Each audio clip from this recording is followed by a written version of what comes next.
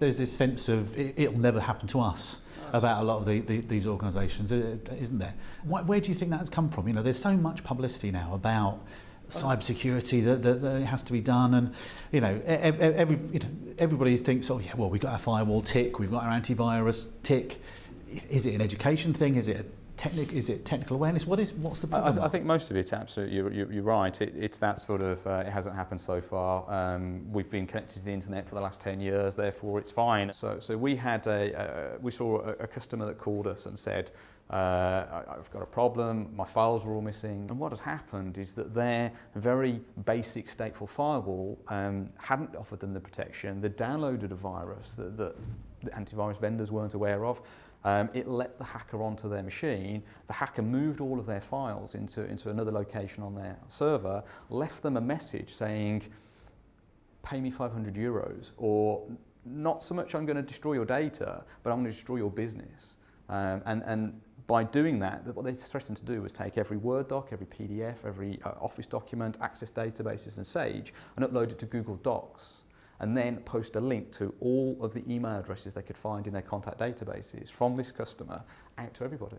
And say, I'm actually going to show your buy price of your materials to the people that are buying your product and show your margins. I'm going to discredit you. I'm going to discredit your suppliers and your customers. And the scary thing is, this customer had 5 users. So on the one hand, we see somebody of such a small scale that's having that problems. On the other hand, you've got the tech targets and so forth out there that are, losing financial data, but actually people often targeted them to bring disrepute to these companies and say they can't be trusted with your data. We had a very salubrious hotel who they have interesting problems with their internet security. So we secure their network for them, and that's fine, but they treat their guests as more important than their own systems. So their guests getting on the internet and having a good session is far more important than anything else. And we suggested that maybe we should limit their guests and protect them from certain things, maybe viruses, maybe certain types of websites. And the attitude of the organisation was, no, these are sensitive guests, they're VIPs, we will not prevent them from doing anything, and we will not log anything that they do. And I understand their reasons for that.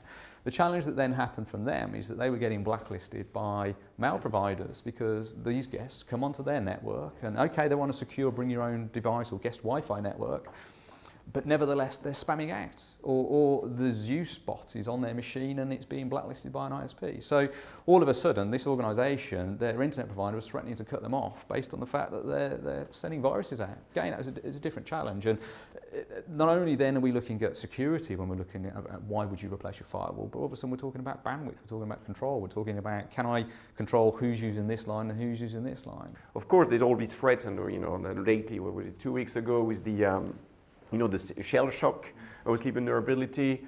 Every day we see, stuff happening in the press, in the media, thanks to what you do. And I think that's overall, that's I would say it's enabling, it's helping the awareness around, the challenges, because yes, we speak about, we have to embrace mobility, big data, cloud, social.